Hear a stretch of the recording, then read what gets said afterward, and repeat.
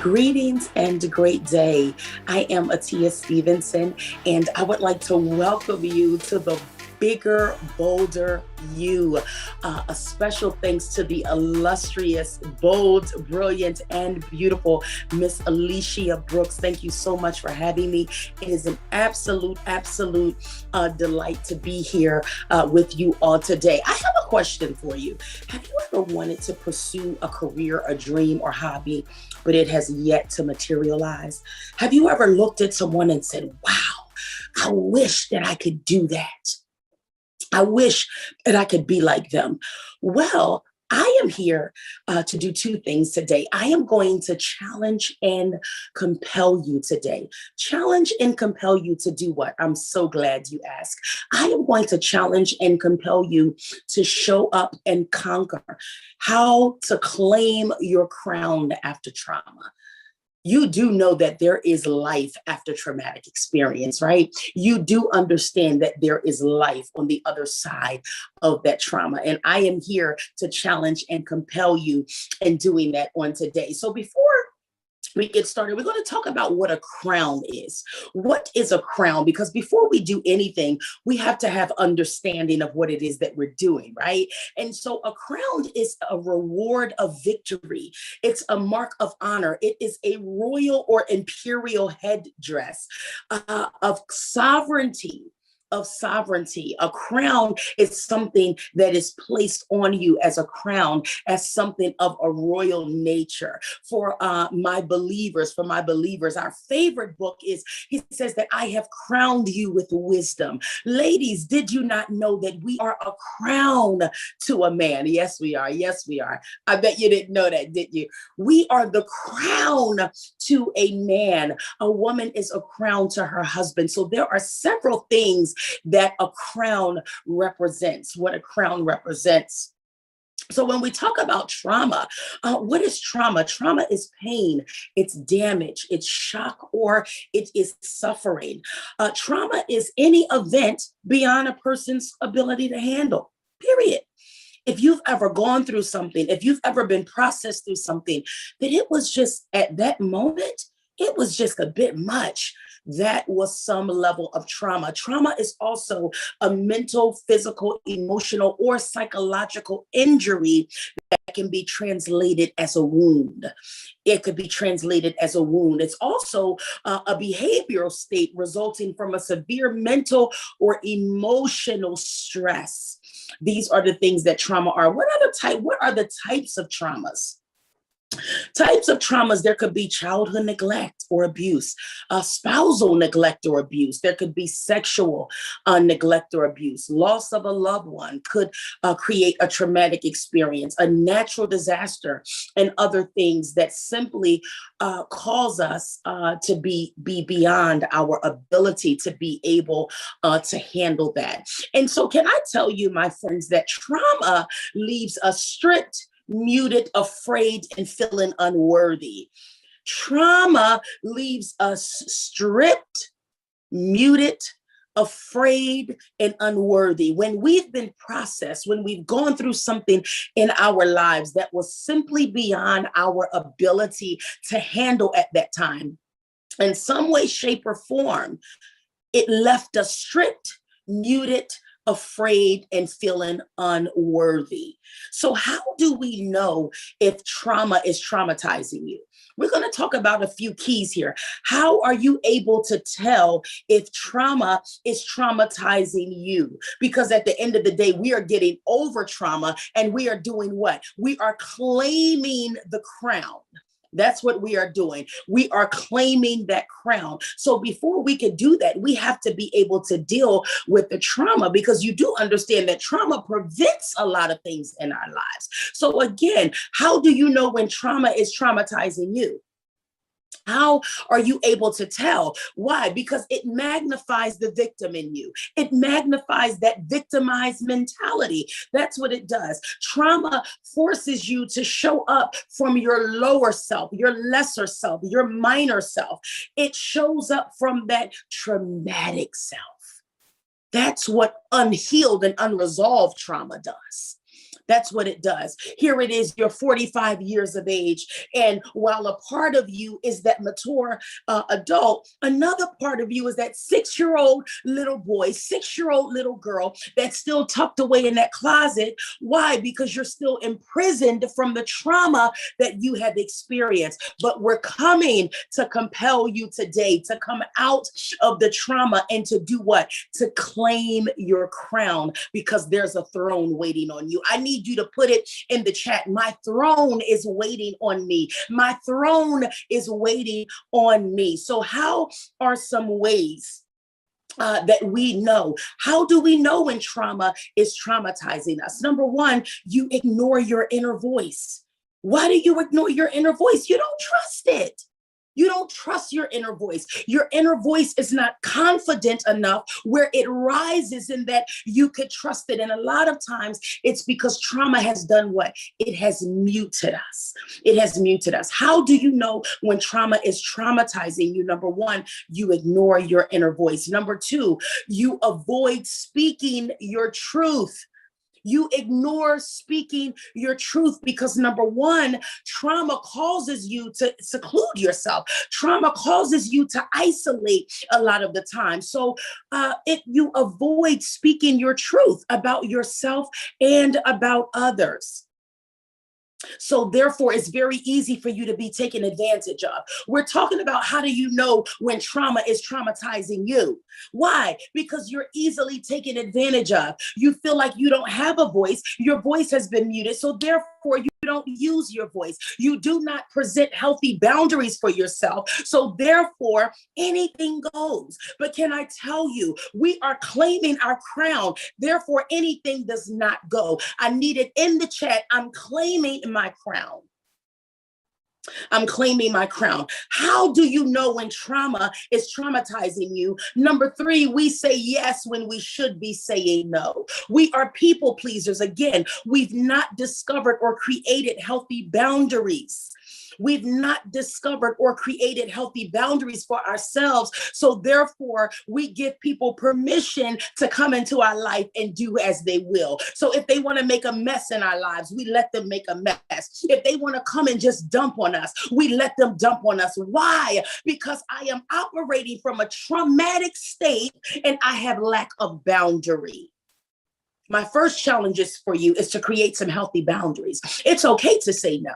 Because guess what, sweetheart? I choose me. I choose me. If helping you is harming me, that's not a good alignment. I choose me. How else do you know when you are operating from a traumatic state? How do you know when trauma is traumatizing you? You avoid taking the steps that will cause you to heal and to grow. Because remember, we talked about trauma restricts you. Trauma restricts, it strips, it mutes. So you avoid taking the steps. Why? Because you're fearful. You are fearful. Trauma can blind you at times. Trauma can blind you at times. You should be taking the necessary steps to grow. You don't even know where to begin. You don't even know where to begin. Have you ever had, you created a spring project, in the springtime and darling, I am going to clean out the garage. I'm going to clean out this garage. But over the course of the seasons, winter, spring, summer, fall, every time something needed to be stored, you did what? You threw it in the garage. You threw it in the garage. Things you wanted, things you didn't want, things that were important, things that was not important. You threw it in the garage. So now comes the time to clean the garage, and you open up that garage door and you look and you say, I don't know where to begin. Why? Because it's overwhelming at that point. Why? It's overwhelming because everything is everywhere. It's so much stuff just in there with no place. Everything has a place. Everything has a place. So trauma can prevent you of even wanting to do the work. It's just overwhelming. It's overwhelming. And that's why those that have gone through traumatic experiences and have yet to discover the courage to conquer, they sometimes go through bouts of anxiety and depression. Why? Because the thought of it is overwhelming. But if you could please put in the chat, I am claiming my crown. I'm claiming my crown. How do you know when trauma is traumatizing you? Because you prioritize other people's needs before your own. I choose me. Sweetheart, can I tell you that you are worth it? You are worth it. I choose me. How else do you know if trauma is traumatizing you? You deny that there are any problems in your relationships. Because again, you see through the lens of abandonment, and you see through the lens of rejection and isolation. So therefore, you're a people pleaser. So whatever it is I could do to fit in, I'm going to fit in. Whatever it is that I could do to fit in. You don't really like being by yourself. You don't enjoy time with yourself. You've not discovered the best parts of you that says, you know what? I enjoy myself. I am lovable. I do enjoy this. You've never given yourself the opportunity to discover a new hobby. You become codependent on other people. You deny that there are problems in the relationship to do either to keep them around or to avoid confrontation. And both are operating from a traumatic experience. Both of those are operating out of a lens of trauma. Because if you cannot be afraid of confrontation, if you're going to be bold, if you're going to be you, if you're going to be that big, bold, beautiful you, my love, if something has to be addressed, we have to address it.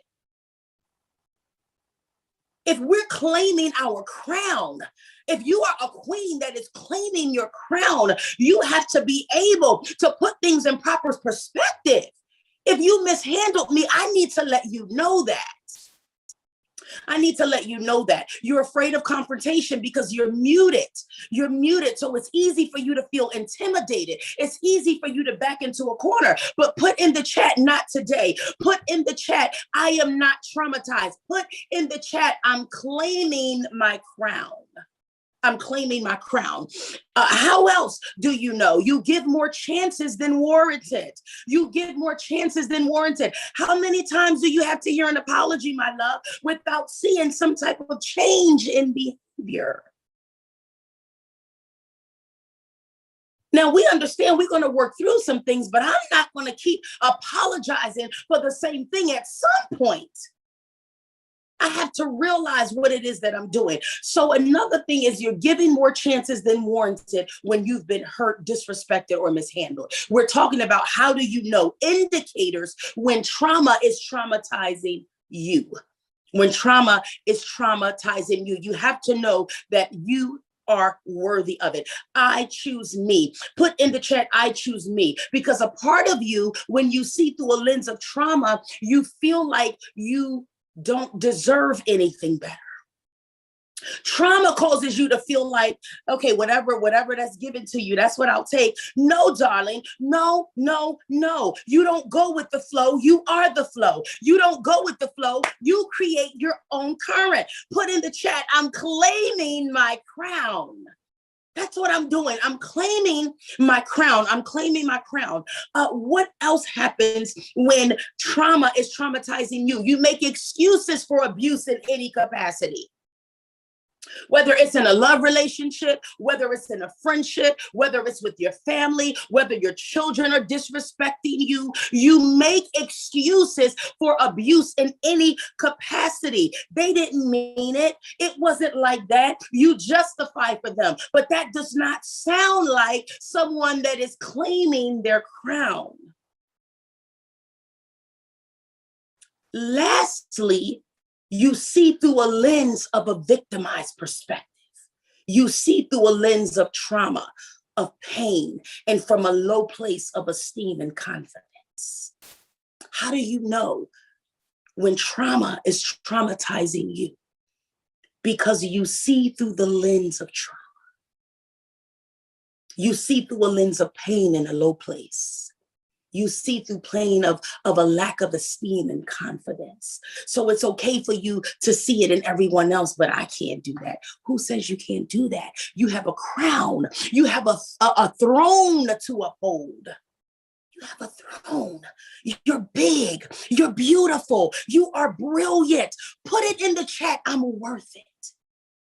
I'm worth it. I'm worth it. So how is it? So we talked about indicators to know when it is that trauma is traumatizing you, right? So now we're going to talk about how to claim your crown.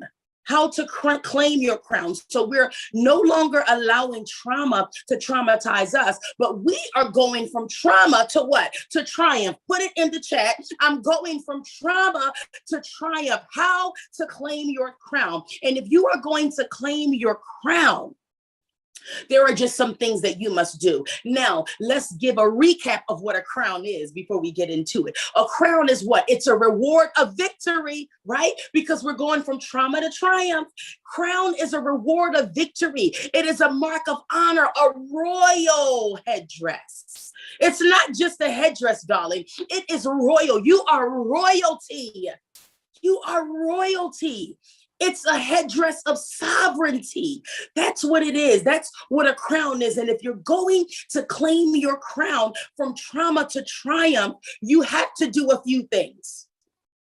If you're going to claim that crown, if you are going to claim your crown, there are some things you must do. Number one, you must realize that this thing belongs to you. You must realize, darling, that you were born for this moment. You must realize that it belongs to you and that you deserve it. We're talking about claiming your crown. If you're going to claim it, you have to know it belongs to you. And guess what, love? If you do not claim it, it will remain unclaimed.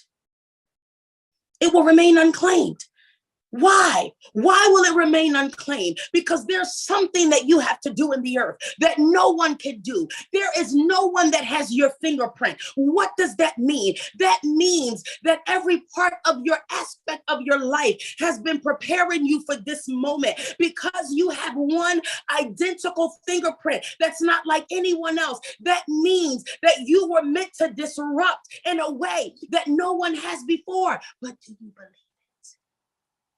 Do you believe it? Do you believe it?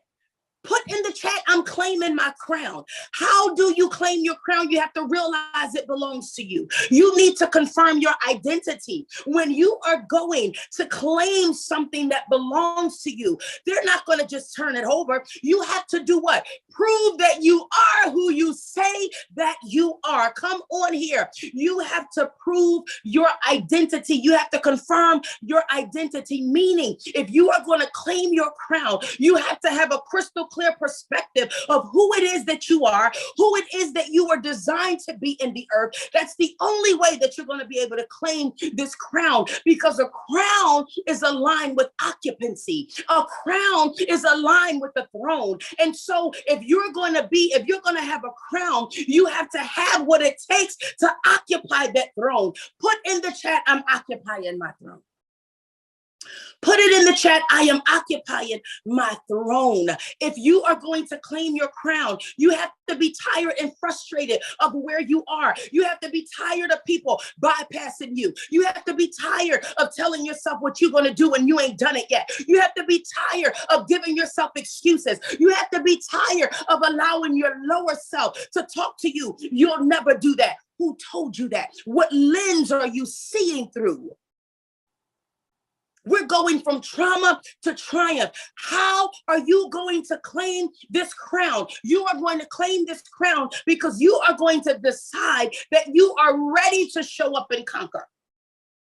You're going to decide that you are ready to show up and conquer. You are going to say hello to this big, this bold, this brilliant, this beautiful you. You are going to say goodbye to trauma and you're going to say hello to claiming this crown. You are going to say hello to this world changer. You're going to say hello to this woman, to this man that has disrupted generational cycles. You are going to say hello.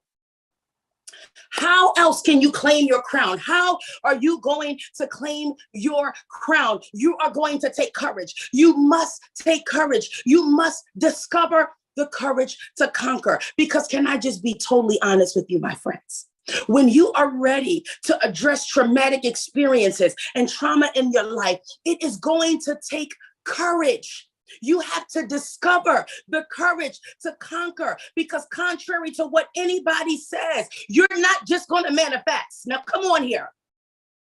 It just does not happen like that. You have to do what it takes for you to be in that space. And that's why it's called triumph. That's why it's called victory. That is why it is for a reason. You have to discover the courage to conquer. I say it all the time. I will never forget when I was homeless for 8 months in a homeless shelter. I lost everything, my home, my job, my car, while going through a divorce. A homeless shelter was my home for 8 months. And I had to discover, you all. I had to look within myself, regardless of what was going on around me. I had to look in myself and say, girl, you better get up. Girl, you were born for this. You have to discover the courage to conquer, and it's in you. Everything that you need already exists. It's in you. It is in you. It is in you. How are you going to claim your crown? You have to accept the hard but liberating truth. The hard but liberating truth. Yes, it did happen. Yes, I was traumatized by that experience or by those experiences. Yes, I was mishandled. Yes, I was neglected. Yes, I was abandoned. Yes, I was cheated on. Yes, I did lose a lot. Whatever the case may be, we can't take back the trauma, but we can certainly heal from it. Come on here. I need you to put in the chat, I decide to heal. Put in the chat, I decide to heal. We have to acknowledge the pain. How are we going to claim our crown? We have to acknowledge the pain. We cannot ignore pain. We cannot suppress pain. We cannot medicate it. And this is for my ladies. We certainly cannot mask it. We certainly cannot mask it. And you know, we're good for that. We're good for that, darlings. We're good for masking our pain. We're good for putting our game face on. We can't mask it. We cannot. We have to acknowledge it. When I was going through that divorce, I had to sit in every pocket of pain. I'm not talking about the embarrassment from losing everything and with my business being all over the place. I had to sit in the pocket of unforgiveness. I had to sit in the pocket of shame. I had to sit in the pocket of rejection. I had to sit in the pocket of anger. I had to sit in each pocket of pain, not to remain, but I certainly was not suppressing it. I certainly was not suppressing it. And when you've claimed your own crown, when you have discovered the courage to conquer, when you have discovered the courage to get over the trauma and claim your crown, it now authorizes you, it deputizes you to do what, darling? To go back and help another adjust their crown. Yes, it does. Yes, it does. It deputizes you and it authorizes you to go back and help someone else adjust their crown.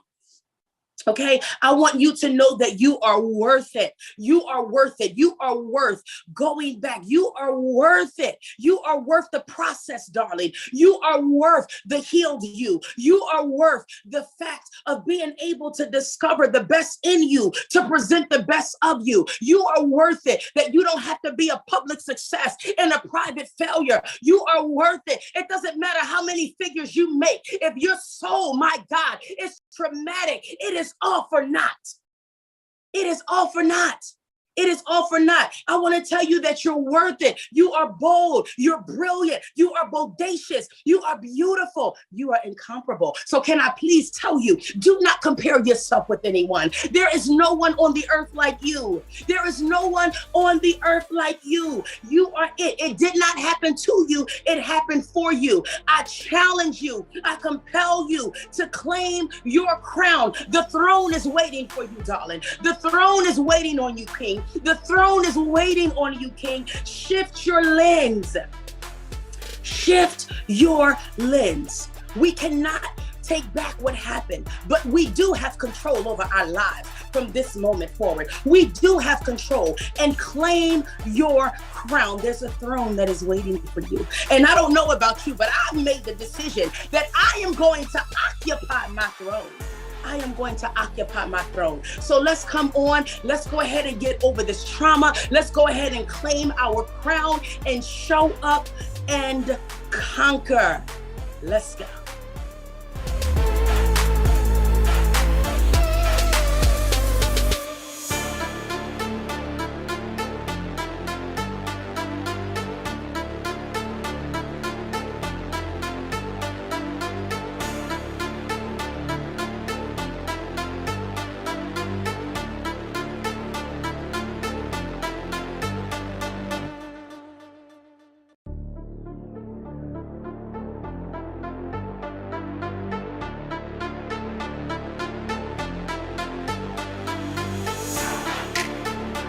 Hello, everyone.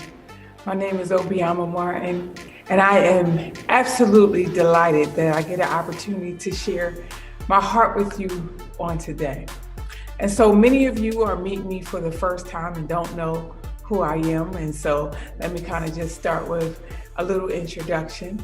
And so I am an author, speaker, serialpreneur, mom, educator, trainer, minister, all of these different hats that I wear. And it is what makes me absolutely amazing today, right?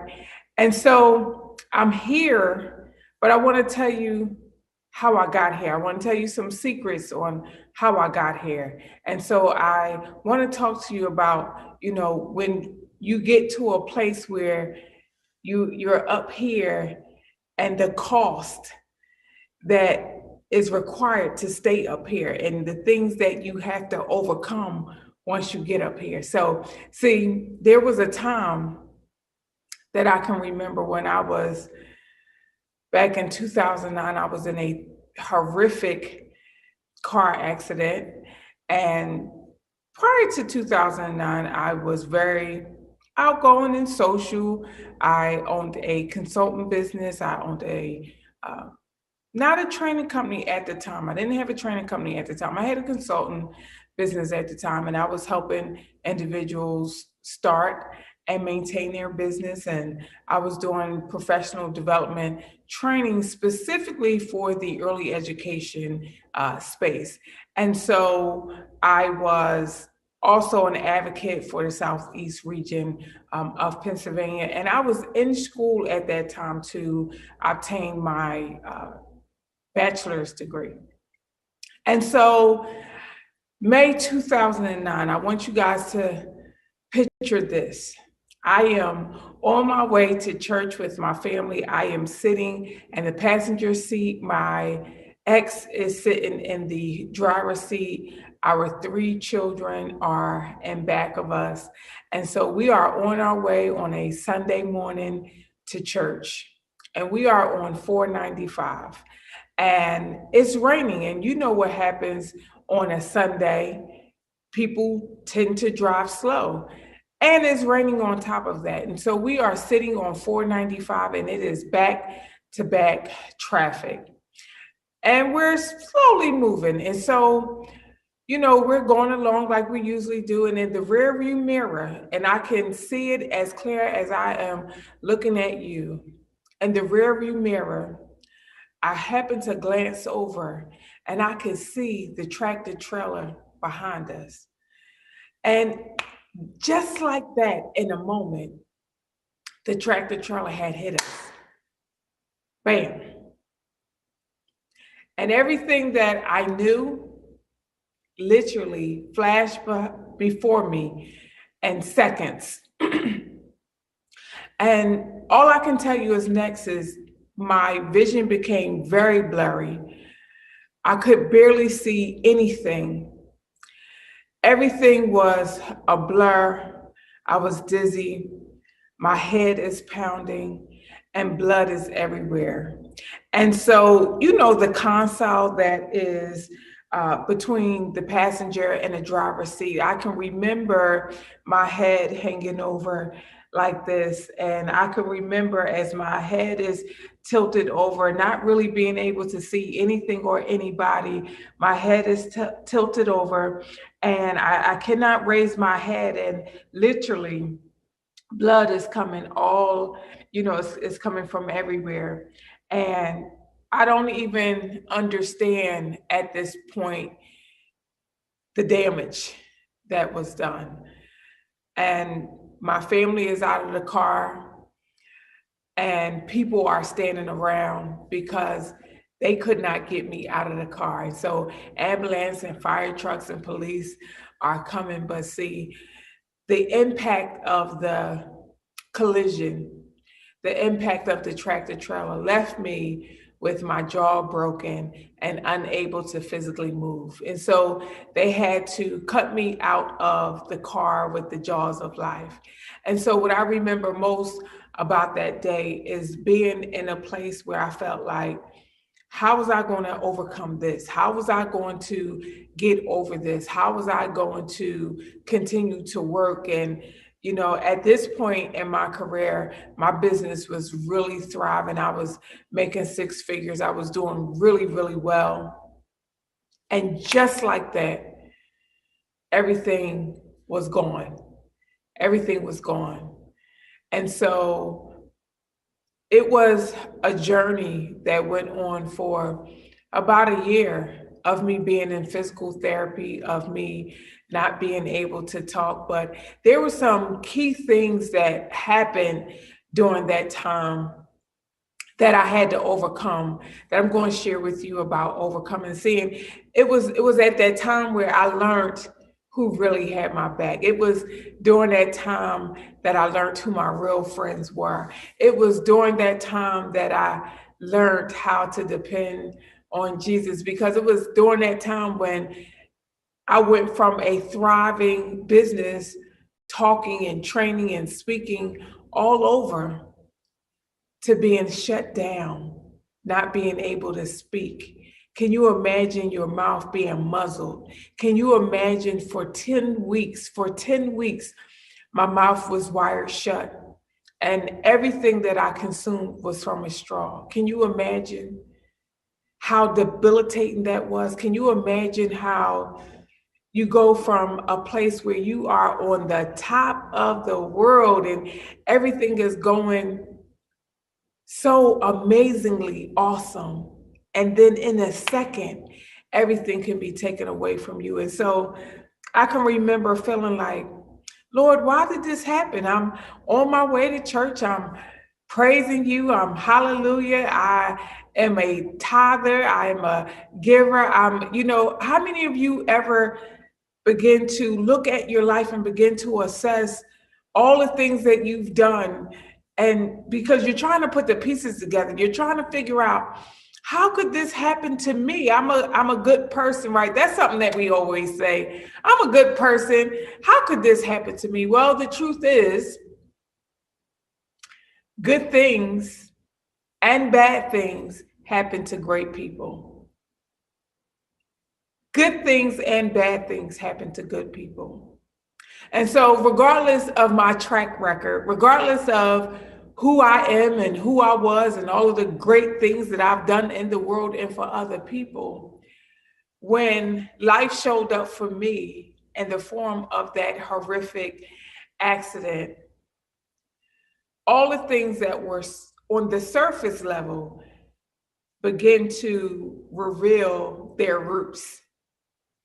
And so it was at that time where I had to make a decision. And so my body was literally, it was stretched to limits that I had no idea that it could be stretched. I was in positions that I absolutely could not foresee me being in. And I could only depend on my Lord. I could only depend on my Lord. That was one of the secrets, one of the ways, one of the key ingredients of how I got over. Another one was my ability to believe that this was not my destiny and this was not my final destination. So there were some things on the inside of me that just refused to accept what I was, because see, I wasn't supposed to walk.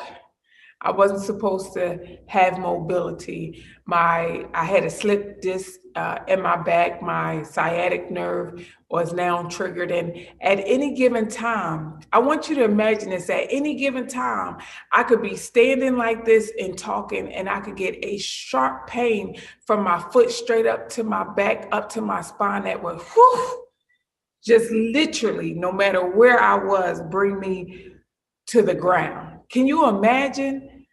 And so I went a whole year and probably a couple of years, honestly, I couldn't stand the way that I'm standing before you now. And I couldn't sit. I couldn't do anything longer than 5 minutes because of the pain. Can you imagine having to get constant needles in your back for pain management? There were so many things that went through my mind, went through my body, that I had no idea that I would be in a position or have to experience. But the secret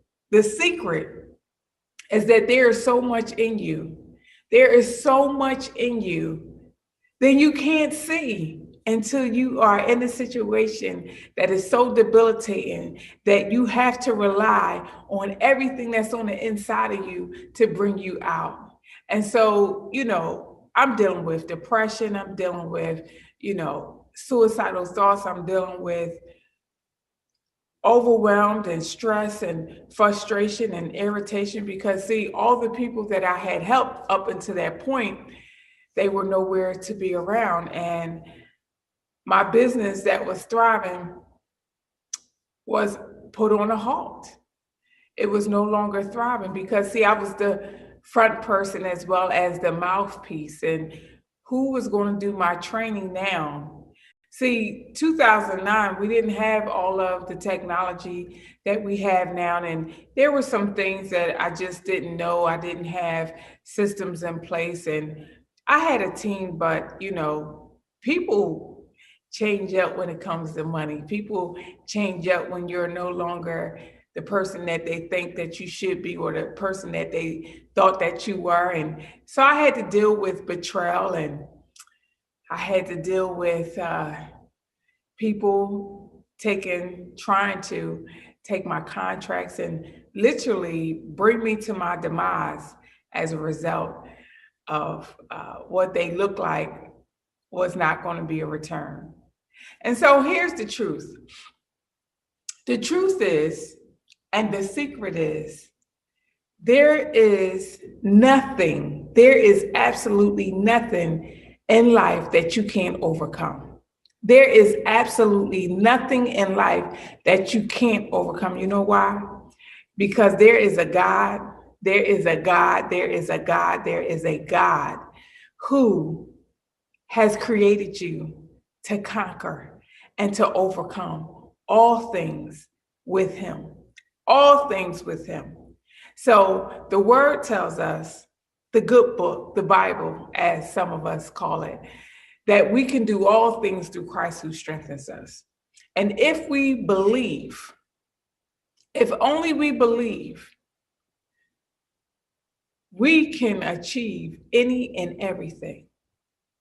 And so when I went through that experience, I knew without a shadow of a doubt that I was going to come out of this.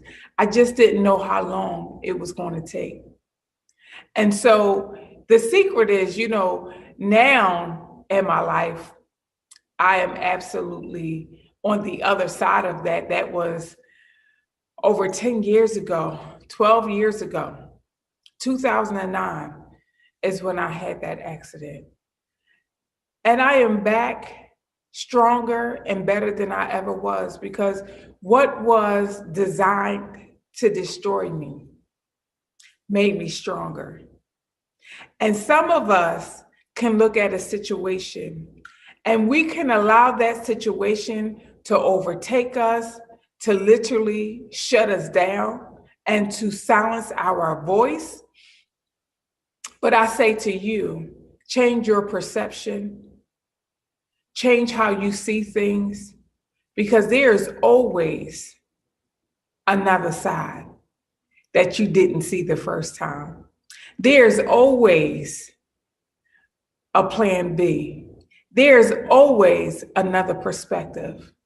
And so I was able to pivot from that experience because of my faith. I was able to overcome that experience that literally could have left me for dead. But God, it wasn't my time.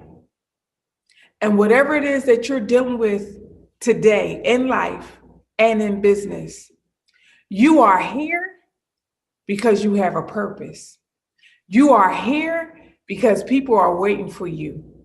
You are here because you have a product, you have a service, and you have a message. And if you don't show up, the person, the people, the tribe, the community that you are called to are going to miss out because you made a decision that your situation and your circumstance was more important than the call, than the purpose, than the message that's on the inside of your belly. And I get to say to you today that the secret to overcoming starts right here. It's all in your mindset. What do you believe? See, what I understand is that I have the power because of who created me to change my trajectory. See, I understand that I have the power because of who created me to change the narrative. And guess what? The truth is, the secret is, you have that same power. You have that same authority. See, the truth is, we were called to dominate. We were not called to be beneath. We were not called to be damsels in distress. Do you hear me, women? We were not called to be damsel in distress. See, we were placed here to create, to give birth. And I want to know, I'm calling you out right now. What are you not giving birth to? What have you said no to because you didn't look in the mirror and say that you were enough? You counted yourself out and you did not think that you were big enough to compete. You were not big enough to play with the other players. You didn't have what you thought you needed to survive. But the secret is everything that you need is already on the inside of you. See, the secret is God made us equal. You hear me? God made us equal. That's the secret. God made us equal. We have the same authority. We have the same ability. We have the same skill set. We have the same of everything. And guess what else? We have the same 24 hours. And what you decide to do in your 24 hours is your business. But here's the secret. You can be faster. You can be further faster when you get your mind right. When you get your mind right, you can put the right systems in place. And when you get your mind right and you put the right systems in place, oh shucks, watch out. Because the secret is you are already amazing.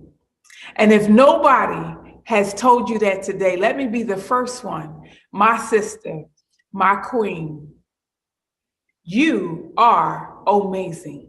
And everything that you need is already on the inside of you.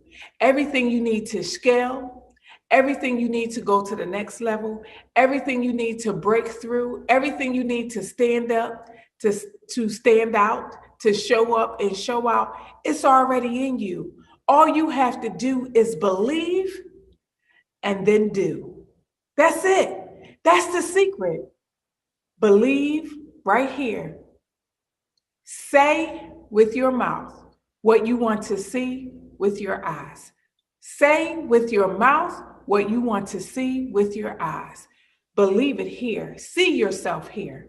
And that is the secret to overcoming. Listen, my name is Obiama Martin, and I have enjoyed our time together. I hope to connect with you very soon. You can go to my website, omazingyou.com. That is OMAZINGYOU.com. You can follow me on Facebook at Obiama Martin and also on Instagram at I am Obiama Martin. Again, I would love to connect with you. I have a special gift for you.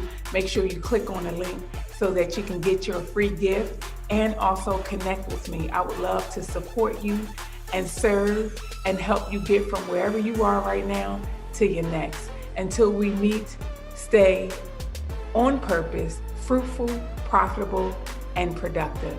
I'm your sister in this journey called Breathe. Peace.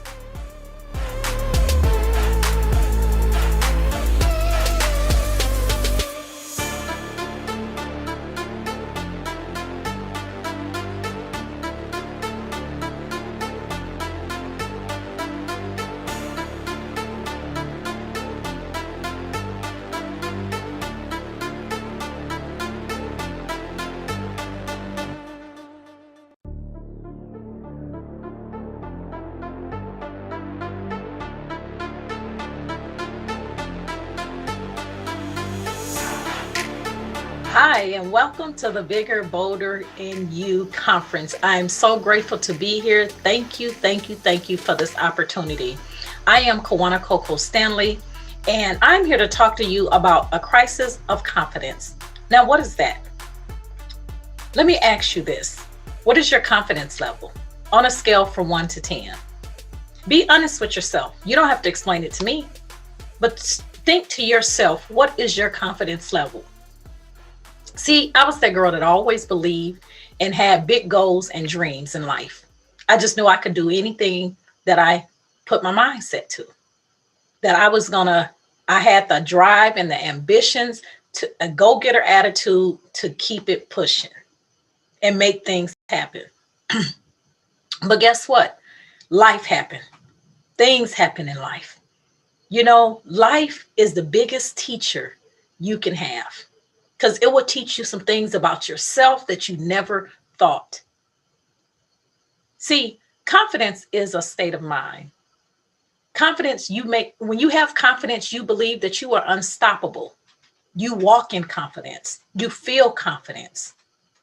No matter what comes your way, you feel confidence. Confidence makes you feel self-assured. It makes you feel being able to trust in yourself. You know, many people just don't, to be honest, if you ask them, they probably don't trust themselves. They'll say they do, but actions doesn't line up with that. Confidence, when you have confidence, you know what's the next step. You have an ideal of what the next step is because you believe in yourself. Confidence is all about believing and not doubting. See, I know I lost my confidence. Have you? I lost mine many years ago. I have it now. Oh, by the way, yes, I have it. But I lost that confidence because of some choices that I made in life. Have you ever thought about some decisions that you made that made you lose your confidence? Well, let me tell you my story. By the time my son was 9 or 10, I knew I had lost my confidence, self-esteem. Everything was gone down the drain. I looked it like I had it all together. I believe I had it all together. At least that's what my mind was telling me. But I know on the inside, that wasn't true. So by the time my son got to that age, I had already been in 3 abusive relationships, which really tore me down. So I decided to move from Minnesota to North Carolina. I knew that was going to be a better start for me. I knew things was going to be better. But guess what? It wasn't. I thought things was good for the first 3 or 4 months.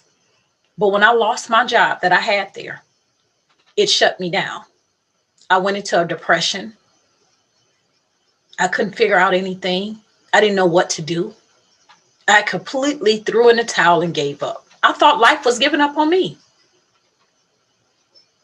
So as I continue to start in a place of losing myself, losing everything, because I couldn't find a job at that time because I had a something on my record. And by the way, that no longer exists because it has been expunged.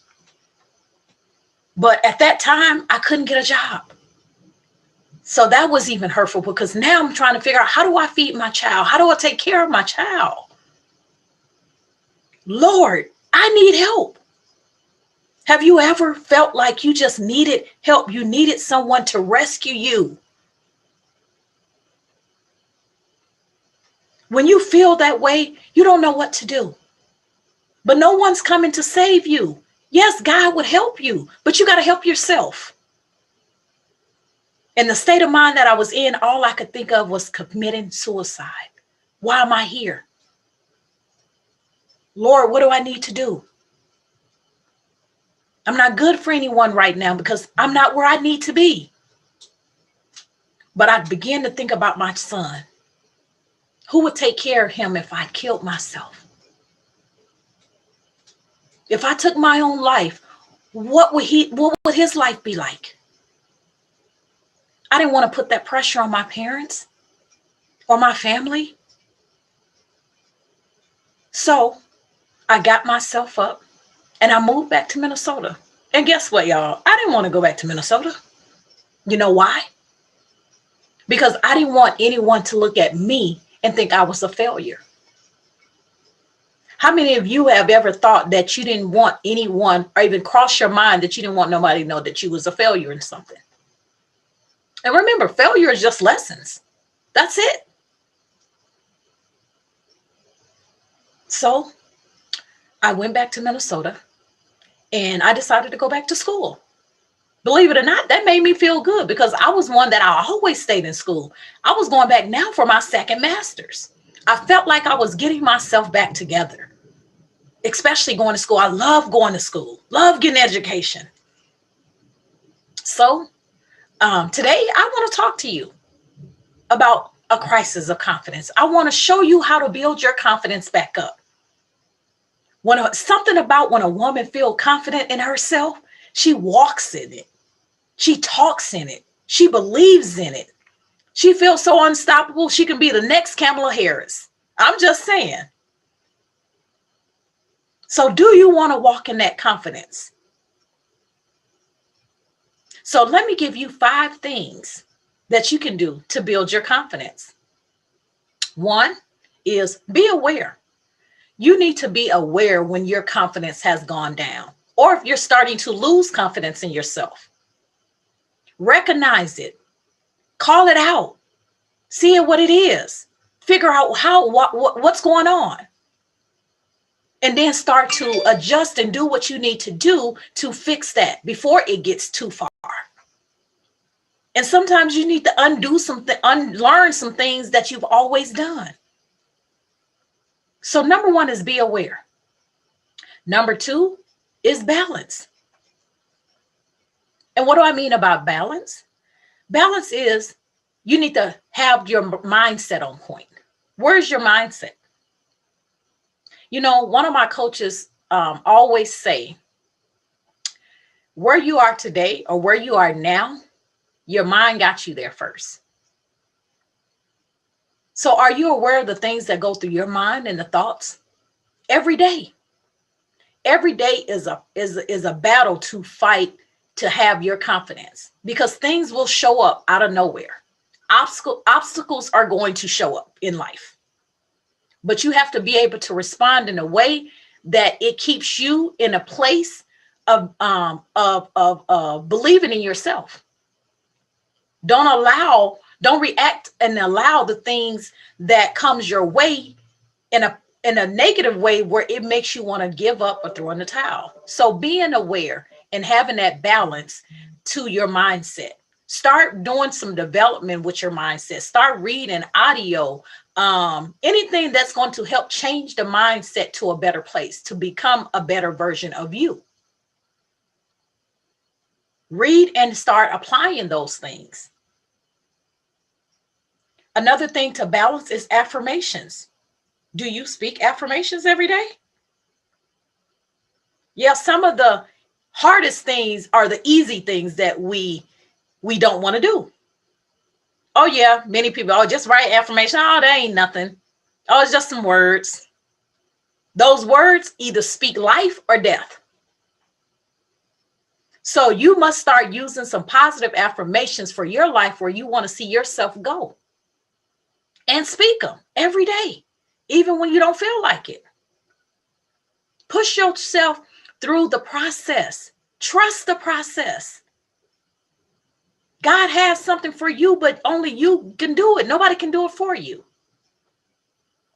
So speak affirmation daily. They help change your feeling, the way you feel about yourself, what you think about yourself, to avoid, it pushes out the negative things. So use affirmation, write them down, post them on your mirror, post them on the wall, wherever you're going to see yourself every day. Write those down. Put them in your car, Post-it notes. I am beautiful. I am strong. I am a queen. I am deserving of all that I speak and ask for.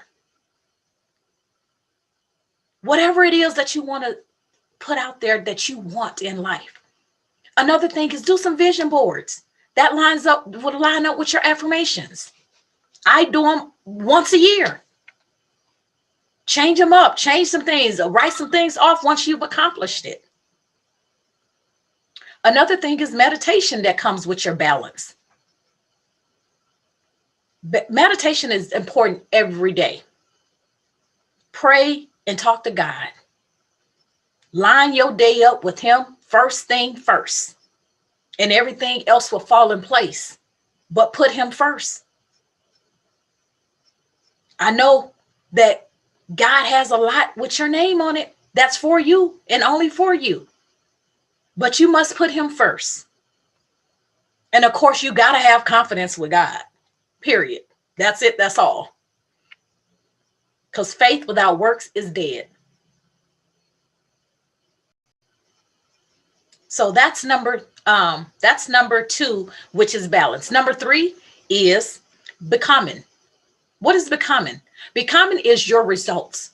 Are you seeing those results that you want to happen by taking the action steps of meditation, affirmations, being aware, and changing your mindset? Are you seeing the results that you want to see?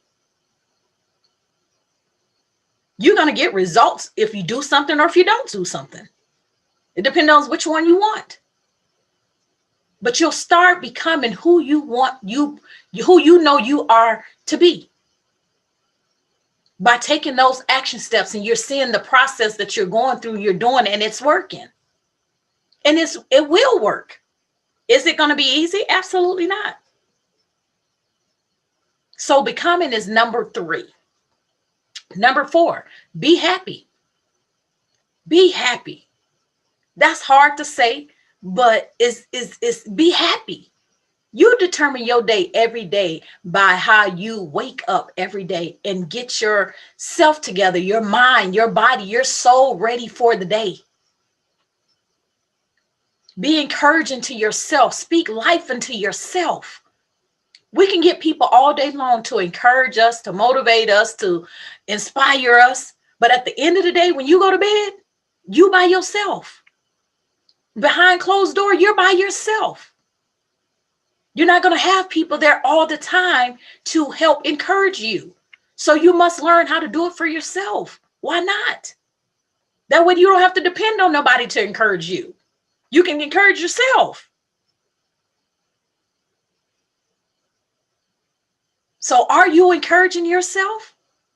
Do you speak life into yourself? Ask yourself those questions. And then number 5, be bold. Be bold and walk in your purpose. You know you got it. You believe it by this point, by taking these steps that I just gave you. Do the damn thing is what I say. Just do the damn thing and walk in your purpose with boldness. Walk in your confidence with boldness. Speak life with boldness. Start that business because you can. Just do the damn thing because you got it. It's already inside of you. God has given it to you. You just have to step outside your comfort zone and believe it, that you can do it. He's going to direct you. He's going to show you the way. So be bold in everything you do and believe it. Walk in boldness with your confidence. It's not being arrogant because you have confidence. People don't know your story, what you've gone through, what you've been through. They haven't walked in your shoes. Your shoe size is your shoe size. Your shoes fit you. So walk in boldness and just do the damn thing. Step out on faith because you can. Start that business because you can. Because you can. Walk with your head up high, higher than the heels you may wear, because you can. Just doing the damn thing is meaning you believe that you got it, that you can do it. So all you have to do is just be bold in it. Those are the 5 things that I've given you today. And it's time for you to build your confidence so that you can start that business, so that you can start, go and ask for that promotion, whatever it is. Because life sometimes take that confidence or try to take that confidence. It's time for you to go ahead and walk in your purpose and be confident in it and believe in yourself more so than ever before. If you are a woman that is in a crisis of confidence and you need that direction and you need that support and tools, I can help you. I'm here. All you have to do is go to ineedmyconfidence.com. ineedmyconfidence.com. In order to start that business, you need confidence. In order to speak into other people's life, you need confidence. In order to ask for that promotion at your job, you need confidence. In order to have faith, you have to have confidence. In order to do it, you must have confidence. Today is your day. Today is the time. You must walk in your confidence. I am Kawana Coco Stanley, the founder of the Startup Women Alliance, and I help women. I provide women with the support and the tools that they need to overcome a crisis of confidence and start their most successful business. I'm grateful for this opportunity and to be able to see and speak to all of y'all. Have a blessed day. Thank you.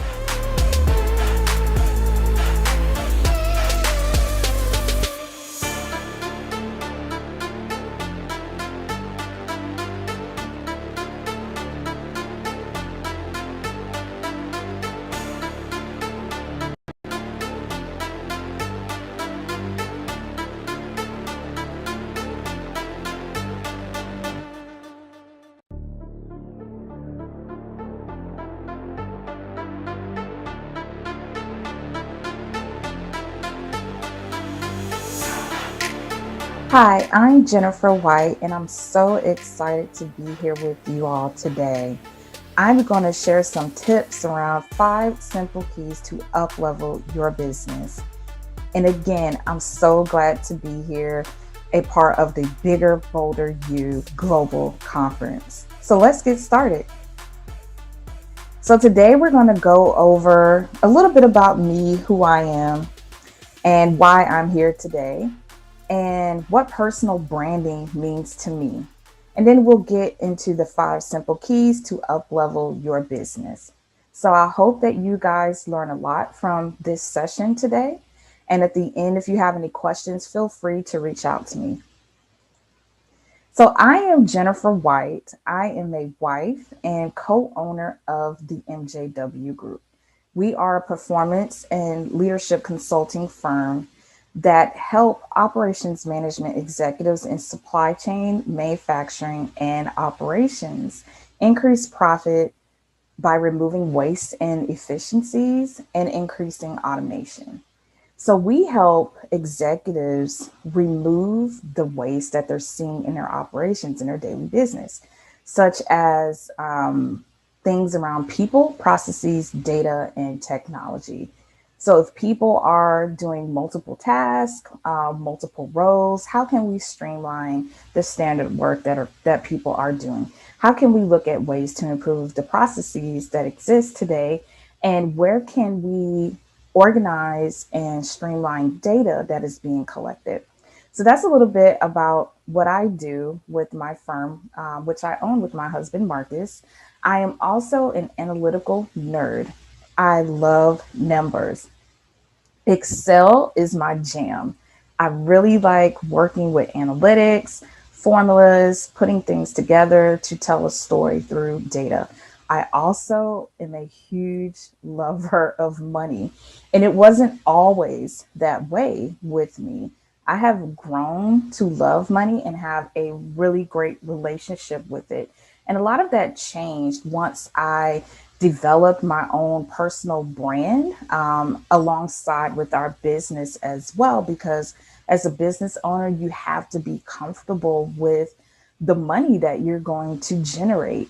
You are free to create whatever you want. And if money is one of those things that brings you joy and happiness at the end of the day, I always say, why not go for it?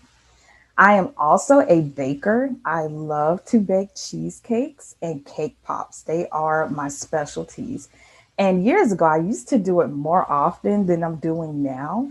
But yeah, a lot of people still come to me for those goods. I'm also a gym rat. I love going to the gym. My favorite things to do at the gym are dance class and weightlifting. So that's a little bit about me. And like I said, I'm so excited to be here with you all today. I have grown fond of Alicia Brooks throughout the years. She actually helped us get the MJW group off the ground with our branding many years ago. So I appreciate everything she is doing, and I hope you guys take advantage of the tips, the knowledge you're going to learn here during the conference. So, what does personal branding mean to me? This is a very, I would say, two-sided question, right? Because now that I'm a business owner, it's not just about the personal brand, but it's also about the business brand, in which I'm sure you will hear a lot of the speakers and panelists allude to during the conference. So for me, personal branding has a really, really strong identity mechanism to it, right? Especially if it's drawn out of your own persona.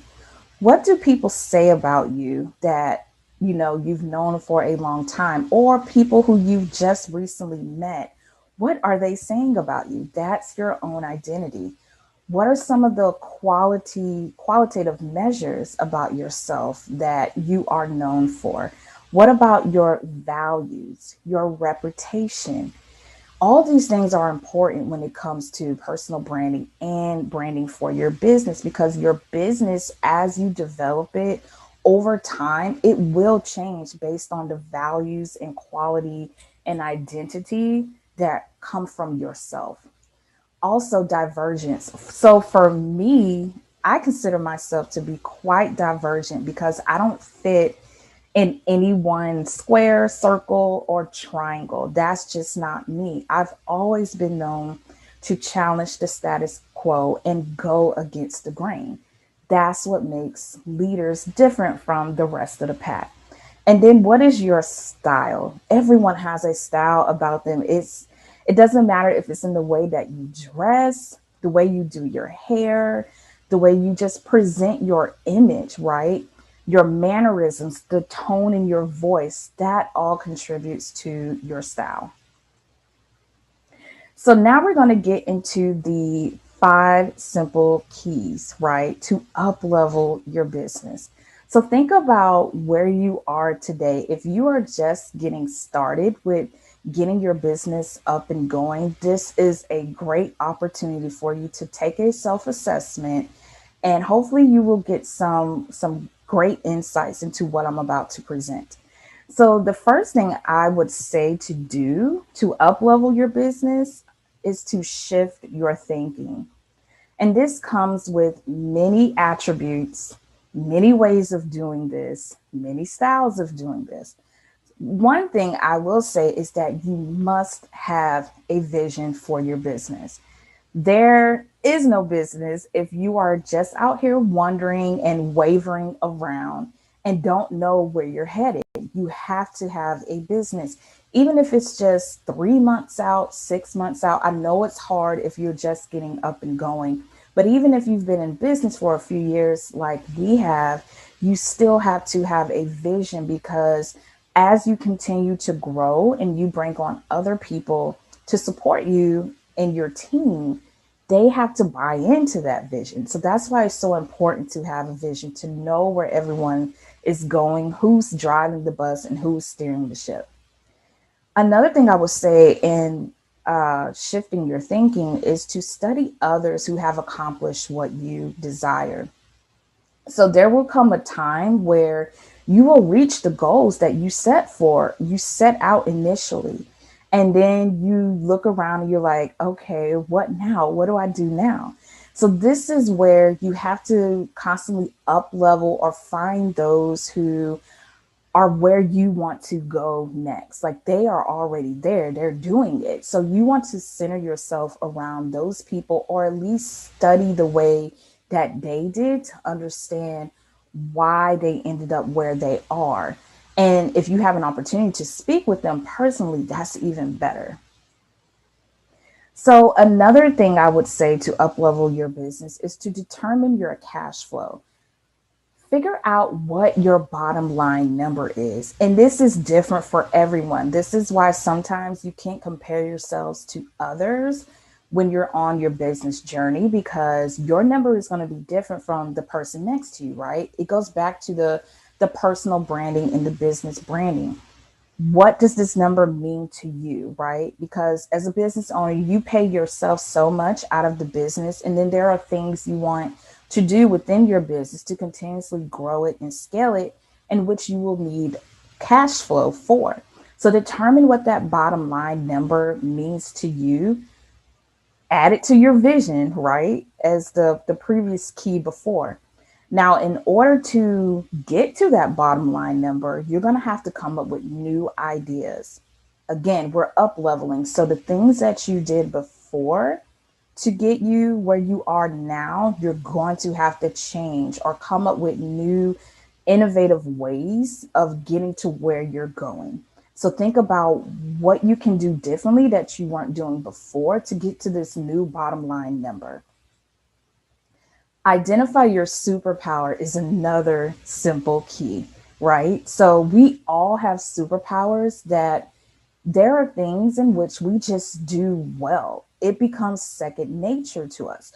We don't really have to put much effort into it. And we've been doing it for so long that it has become a superpower for you, right? So for me, I mentioned that I'm an analytical nerd. I geek out on numbers.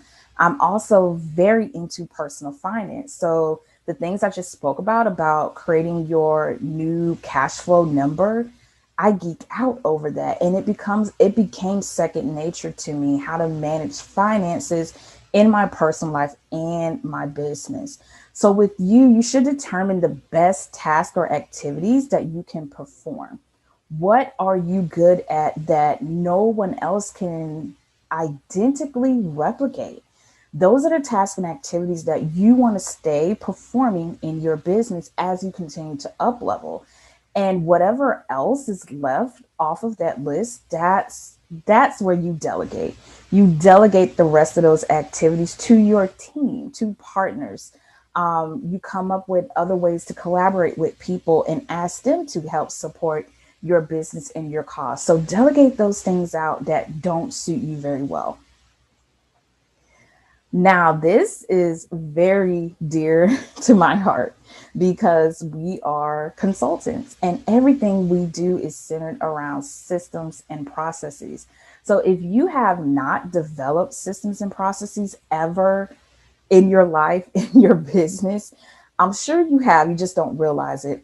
This is a perfect time to do this as you're up leveling your business.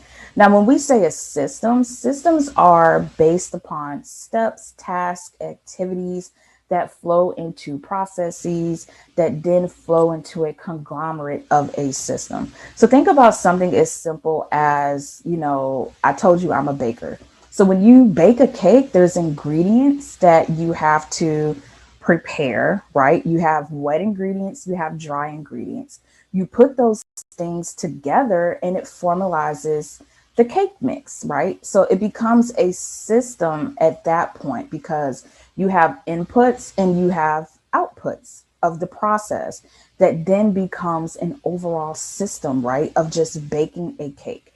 There are steps to it, there are levels to it. And at the end of the day, what you remember versus what you write down makes all the difference, especially when you continue to up level and grow a team. So this is where I always suggest to automate where necessary.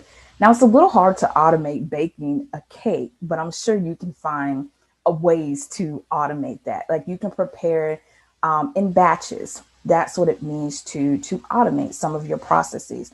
So in your case, in your business, what can you turn to technology to do that a human being doesn't necessarily have to touch anymore? And also document for credible knowledge transfer within your business. I cannot stress this enough, how I don't see where people who are ready to up level their business, they have taken to the time to invest in knowledge transfer, especially if you're a team of one, which a lot of people are, right? And you're wearing all of the hats every single day. You know how to manage your books, you know how to onboard clients, you know how to offboard clients, you know how to service the clients, right? In between the onboarding and offboarding. But when you start to bring on other people, how do they begin to understand that? How do they know what to do in your business, right? So you want to start documenting for knowledge transfer. That way, when you do bring on others or even yourself, there are times when I do things and I may miss a step or I forget something that we did the previous time, and that affects the client experience. So you always want to make sure you're having a seamless client experience, and that comes with development of systems and processes because they become repeatable and then over time they're sustainable. Lastly, I would say one of the five simple keys is to create relevant content. This is so hard at the beginning of your business journey. I think it's easier for us to create personal content, especially if you're on Instagram or Facebook, rather. I'm just talking in context of social media here. It's harder to create business content. And one way I have gotten around this through the years is to sync the personal and my business content together, right? So clients that you may be targeting when you're up leveling your business, sometimes they become interested in who you are as a person. I would say I've noticed that shift take place within the last 2 years, especially now that everyone is online. Everyone's virtual, right? So people are interested in who you are, not just the business that you service through, right? Who are you? Like, why do you have this business? People are interested in learning about that, learning about you. So you have ample amount of ways to demonstrate your expertise through the content that you create. We've taken a pivot the last year to develop more content marketing on the social media platforms that we're on. So with content marketing, we've learned to tell stories around our expertise, around our clients' experience.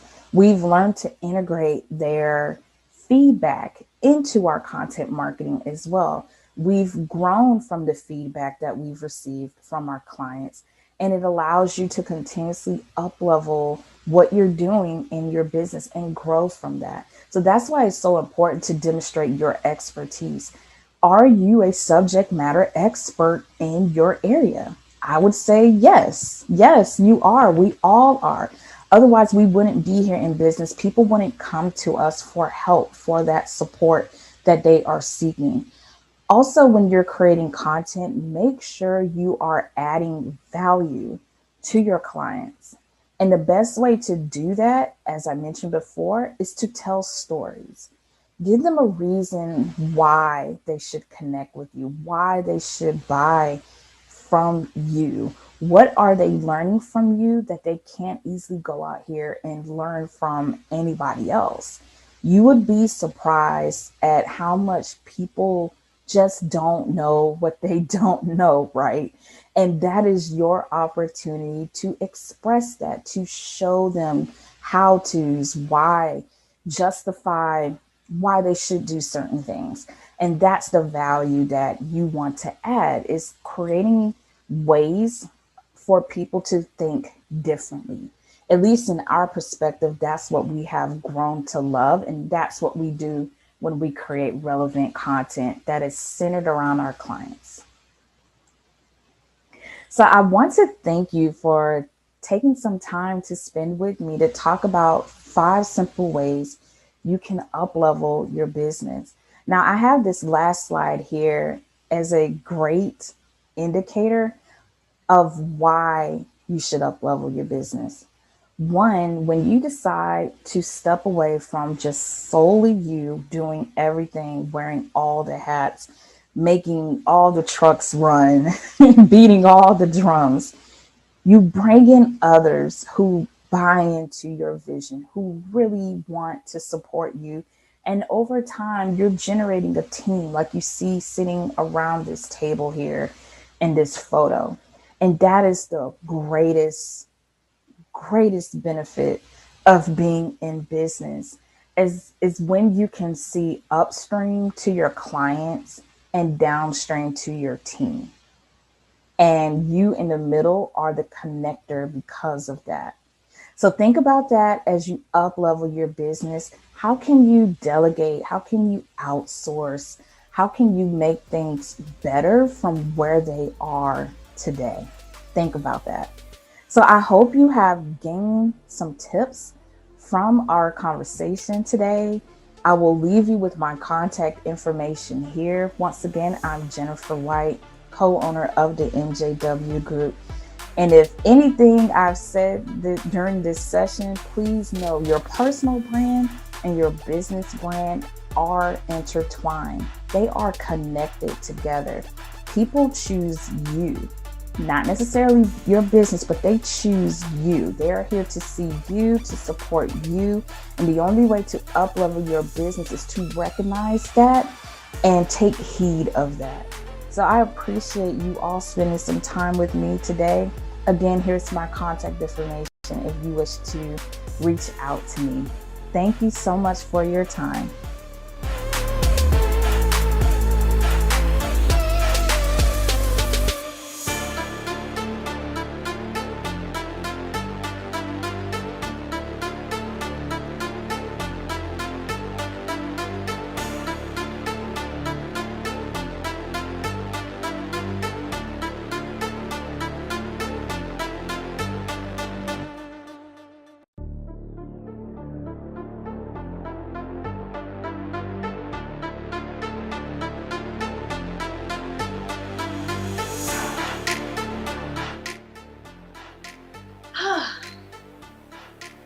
I hate to ask this, but I must.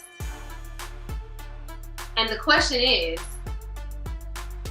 are you a thermostat or are you a thermometer? In life, you will experience pain. I have experienced pain. But the question we must all learn to answer is, how do I turn my pain into power? Power and purpose. So I want you to take a journey with me from pain to pandemic, all the way to purpose. See, the reason why I must ask you if you are a thermostat or a thermometer is because in life, we can find ourselves just reacting to our environments, to the atmosphere. Just letting things happen to us. Do you know that I suffered in my self-worth, my confidence, and my vision? I wasn't able to see me properly. I didn't know that I was a thermostat. What is a thermostat? Why do I keep saying, are you a thermometer or are you a thermostat?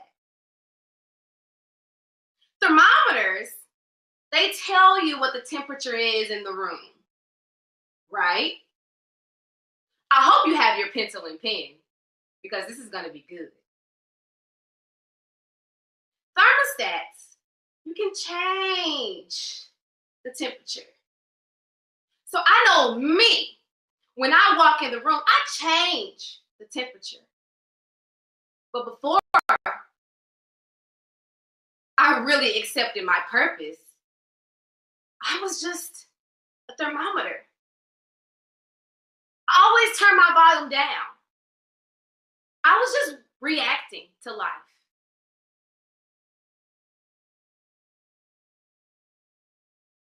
In 2017, I made one of the worst decisions that I could ever make, and I can't take it back. But that decision changed the trajectory of my life, and it catapulted me into purpose. That decision, you may be asking, what is it? What is the decision?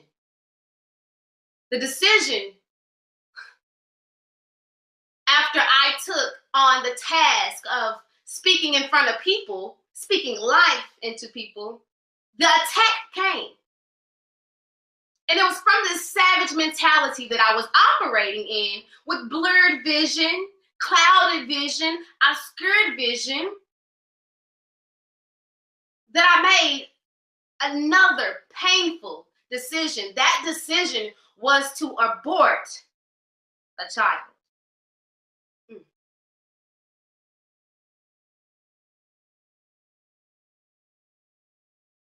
And that decision was not easy to make. You may have made some decisions operating out of a savage mentality, and it's caused you some pain. See, I was making decisions out of pain over and over and over again.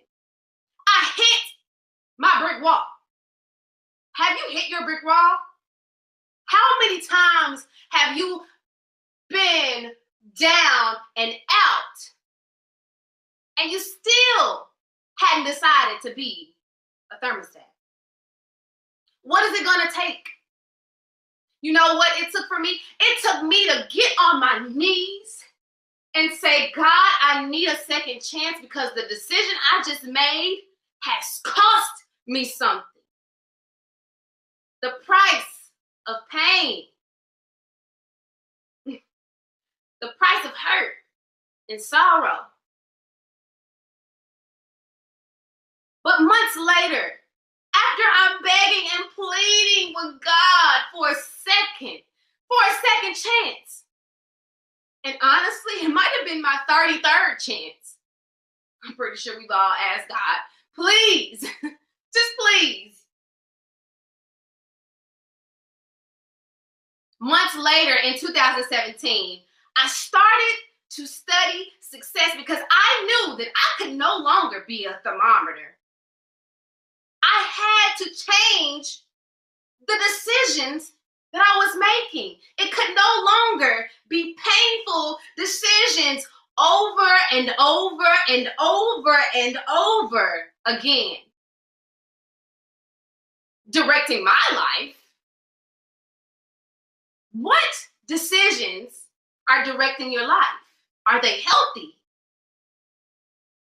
It wasn't until later when I started intentionally studying success. And you know what they told me? You know what I found out? I found out about a morning routine.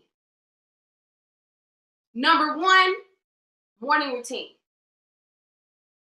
And in that study of success and in that morning routine, successful people who were living a life that I so desired, they said,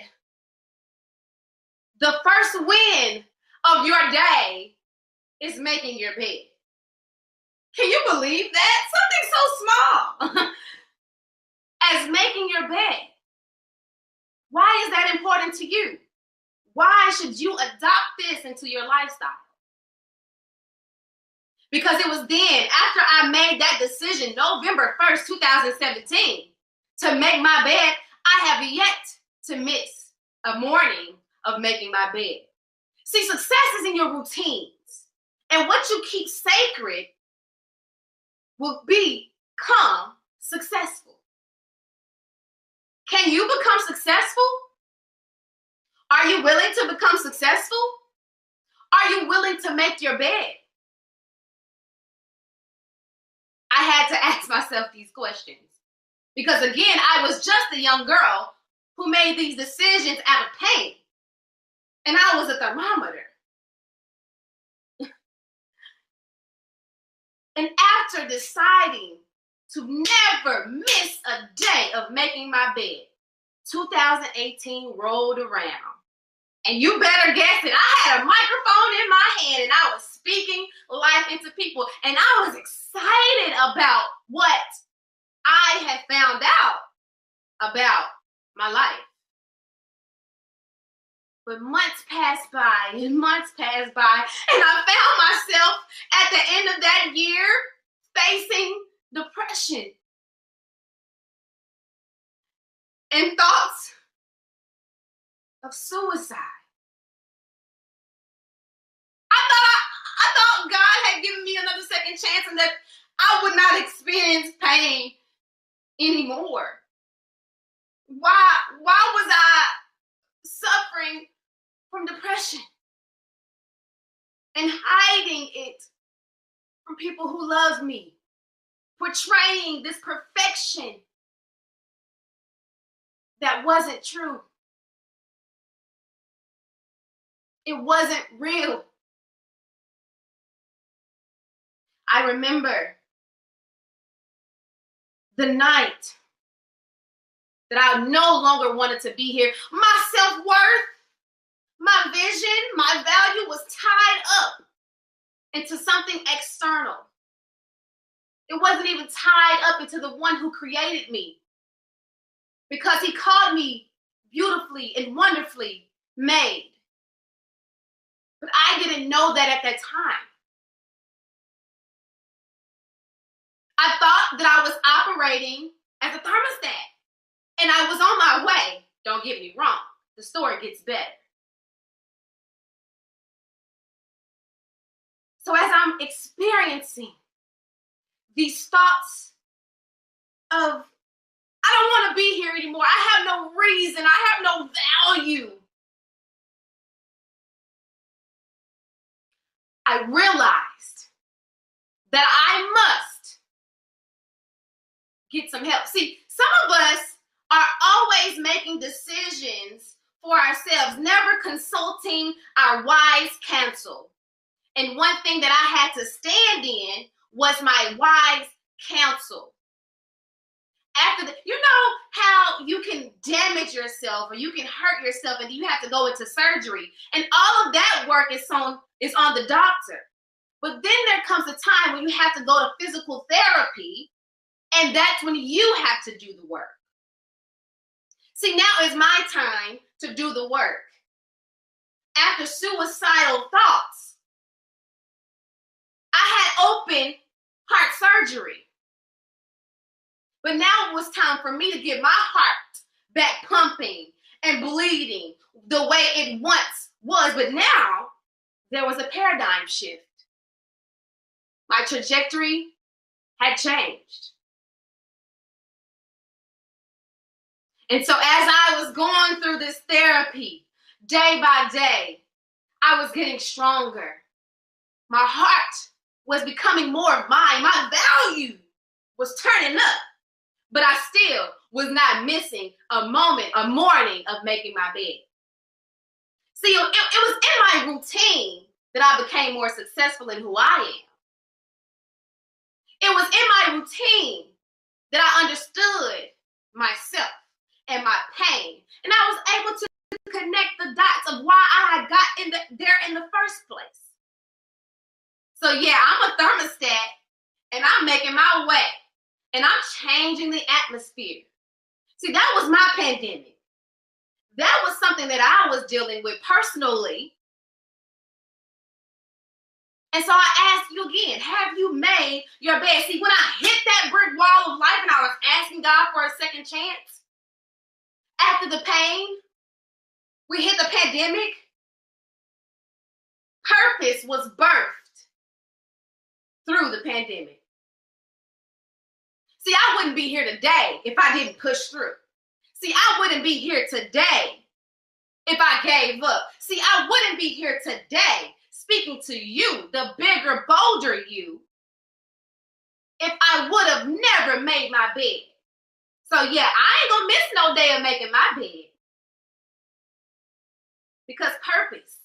See, sometimes we have to get out of that bed. We have to declare when our footsteps hit the floor that my purpose, I am here. My divine purpose is being walked out as soon as my feet hit this floor.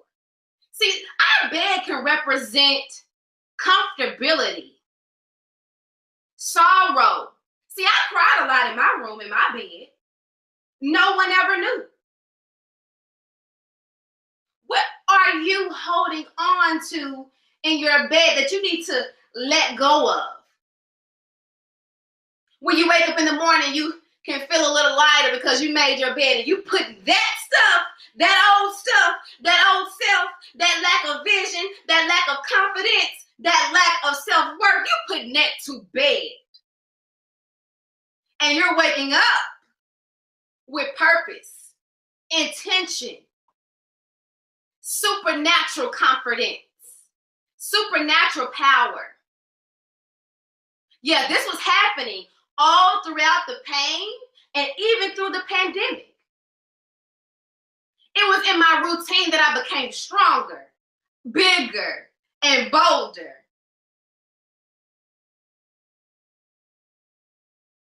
Everything that I do is on purpose. And see, when you learn how to get out of those covers that feel so good to you sometime, that pain that feels so good to sit in sometime, when you learn to let that go, you enter another realm of who you are destined to be. So no, I don't play about me anymore. My morning routine, that's sacred, baby. You better not interrupt my morning routine. Because when you start interrupting my morning routine, you start messing with my purpose. And see, I just don't play about me anymore. Tell your friend, tell your boyfriend, tell your sister, auntie, uncles, and everybody else, say, I just don't play about me anymore. See, that I had to always slay my giants. You know Daniel and David and Joseph and Jesus, right? They're pretty famous if you ask me. But David, he was a man who was always slaying his giants. See, everybody thinks it's always about the big giant that is in front of people. Our giants are the moments that make us sometimes feel very, very small. See, one of the giants that I had to slay was the routine. I had to understand that this was the mindset I had to get into. And those were the moments that I had to slay. I had to slay. So yeah, I'm a thermostat because everywhere I go, you better know it's a vibe. because I worked hard for this.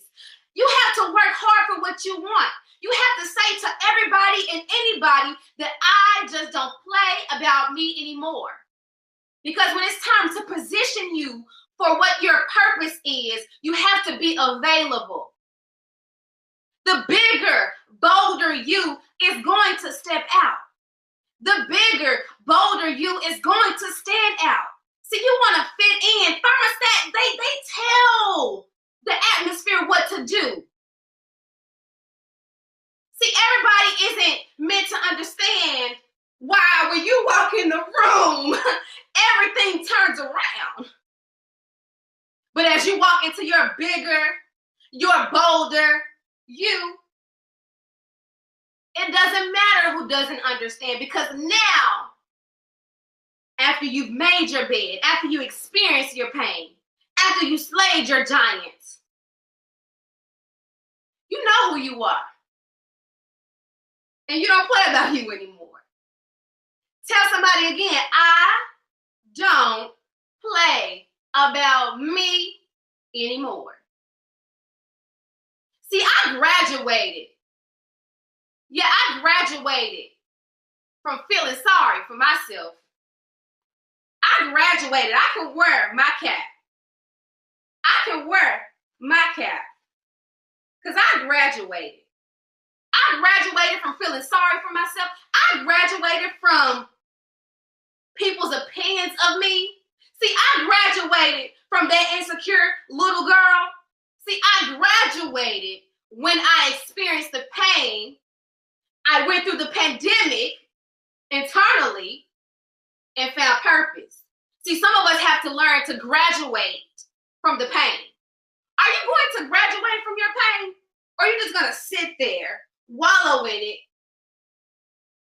like it's the bed that you want to be in? See, you're crowned and positioned when you're available. So you might have a vision, but if you don't graduate from the pain that is meant to hold you back, if you don't turn that pain into power, and this is how you do it. I love Cindy Trim. And Cindy Trim said this, and it will stick with me forever.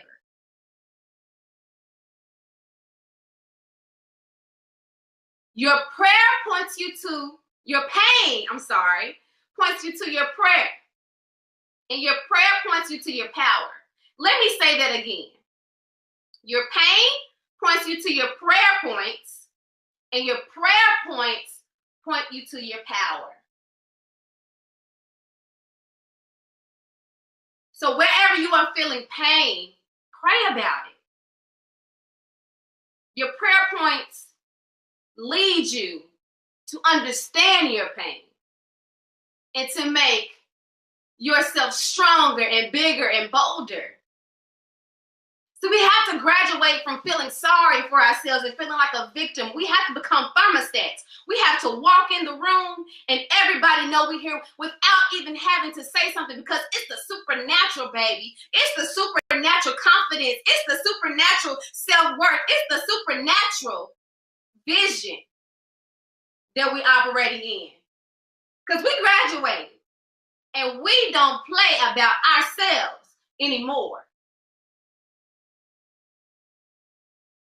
He's positioning you for greatness. He's positioning you for influence. He's positioning you for impact. He's positioning you for love. You are worthy of love. You are worthy of all things good. You are worthy. You are worthy. I have to say that again. You are worthy. Make your bed. You are worthy. Graduate from the pain. You are worthy. Experience the pandemic and trailblaze through it. You are worthy of purpose. You are worthy of supernatural, divine opportunities, resources, connections, relationships, prosperity, abundance, wealth. You are worthy of the bigger, bolder you. So rise, graduate, throw off your hat, and show everybody how you slayed your giants, because the giant is coming, the biggest giant. And you're going to have to display what God has done behind the scenes. You're going to have to display what God has done in your life behind the curtains. When people weren't watching you, now they have something to watch. See, David, he didn't stop at slaying the giant, throwing the pebble and hitting him in the forehead. He went over there and he took that knife and he slayed him and he cut his head off, and he walked around with that head in his hand in front of everybody, because he needed everybody to see that I have always slayed my giants. I am bigger, I am bolder, I am confident, I am supernatural, walking in my divine purpose in the spirit of excellence. So rise to the occasion, graduate. You are worthy, and the bigger, bolder you has arrived.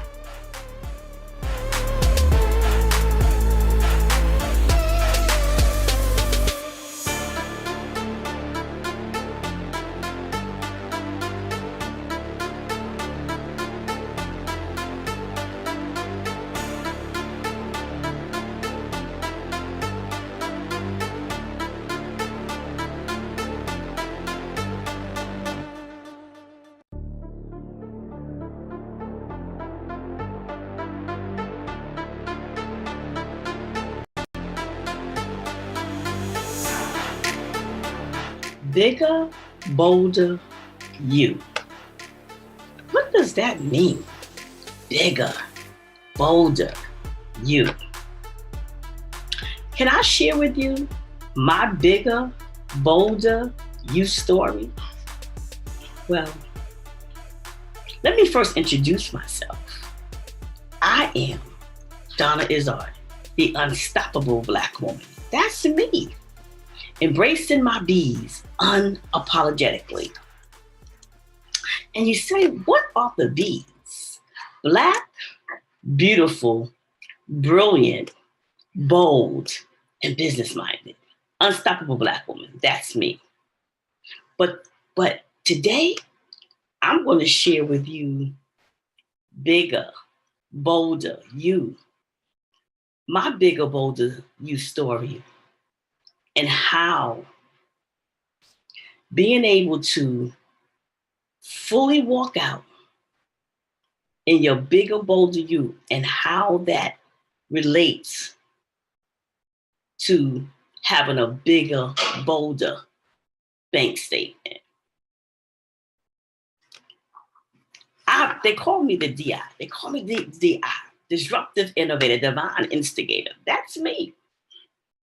And let me share with you how I came into a bigger, bolder bank statement. How did that resonate with me? There was a time when I first got into this entrepreneur space, the coaching space, and, you know, I'm a woman of faith, and so I wasn't comfortable. I was not comfortable with charging people for my wisdom. I wasn't comfortable in charging people for my gift. I wasn't comfortable in charging people my value. I wasn't comfortable. I wasn't comfortable. I was not comfortable. And then I remember as I started to invest in myself and to invest in the businesses. When I started investing and I started going to different workshops and different master classes and different conferences, something happened to me. Something happened to me. I got a revelation that the people that I was purchasing from, they didn't know as much as I did. But guess what they did know?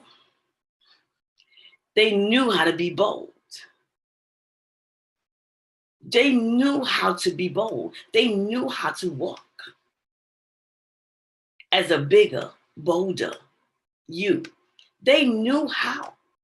So that was the difference between them and me. And so I had that revelation. And I said, wait a minute. I'm bold. I said I was bold, but I wasn't acting at my boldness. I was playing small. So it was time to be bigger. It was time to be bold. It was time to be a bigger, bolder you. It was time for me to be a bigger, bolder you. I had to get into position. But that could only happen. When I had to do something. You see, I may be speaking to maybe some of you, maybe not all of you, maybe some of you, you operate in your full bigness, you operate in your full boldness. And so this message may not be for you, but there are some who are like me, playing small, surely not acting out as a bigger, bolder person, surely not acting out. And so when I realized that there was something that I had to do, and there is something that you have to do. And do you know what that something? You know what? It sounds simple, but it's real. It sounds simple, and it may even be something small to you, but it wasn't anything small. It was something that I had to do. And do you know what that's something? The first thing that I had to do, I had to make a decision. You have to make a decision to play all the way out. You have to make a decision that you're going to be bigger. You have to make a decision that you're going to stop playing small. You have to make a decision that you're going to walk into your boldness. You got to make a decision. And so I had to make a decision. And because I'm a believer, I believe that I was created in the image of God. So because I'm a believer, I realized, guess what? It was a bold God who created me. And if I was created in the image, in his image, then I had to be bold. I had to get bigger. I had to stop playing small. And I had to walk fully out into my bigger, bolder self. What about you? Are you ready to make a decision? Are you ready to stop playing small? Are you ready to be bold? And when you make that decision,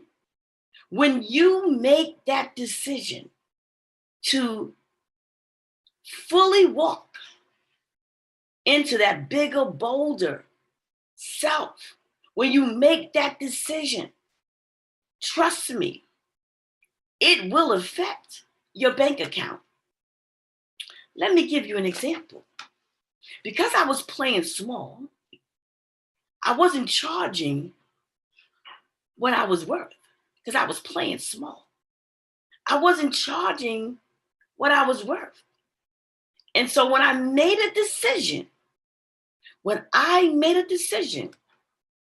to walk into my bigger, bolder self, my bank account was affected because I made a decision that I would no longer play small. I made a decision that I would walk boldly. I made a decision. So what did I do? I made a decision that I would no longer play small. I made a decision that I would put a price on my services and how I served you. And when I made that decision, my bank account was changed. Yes. I'm not going to play small. No, it's time for me to walk into my full boldness. What about you? What about you? And see, I had to do something. I had to do something. And it's a quote that I have that I often say. It's my quote. I had to change the picture. I had to change the picture in my mind of how I saw myself. I had to change the picture in my mind of how I saw my business. So the quote goes, change the picture, your performance will change. And then your profits change. Did you get that? Change the picture, your performance will change. And then your profits change. You see, I had to change the picture in my mind of how I saw myself. I had to change the picture in my mind of how I saw the business. I had to change the picture. And when I changed the picture, my performance changed. Because I realized after making a decision that I was worthy, after making a decision that what I had was of value, I had to change the picture in my mind, and my performance changed. And then my profits changed. Then my bank account changed. But that can't happen if you first don't make a decision. That can't happen if you do not make a decision that you will no longer play small. If you do not make a decision, that can't happen. So you have to first make a decision, and then you have to execute. You have to execute. And what was the execution that I had to do? I had to change my prices. And once I changed the picture of how I saw myself in that business, my performance changed, and then my profits changed. Boldness, being bold, is attached to your bankable story. Being bold is attached to your bankable story. You have to have full confidence in yourself, especially if you call yourself a believer. You have to have full confidence in you. Do you think that it was a small God who created you? Do you think it was a timid God who created you? No, it was a big God who created you. It was a bold God who created you, who created me. And because I know that as a believer, I will no longer play small. I will play big. I will be bold because I know that is attached. How I play out in the business, how I play out in my life is attached to my bank account.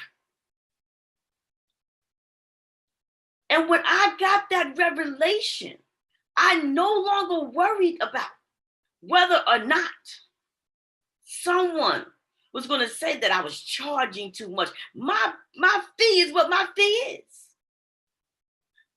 My fee is what my fee is in my business.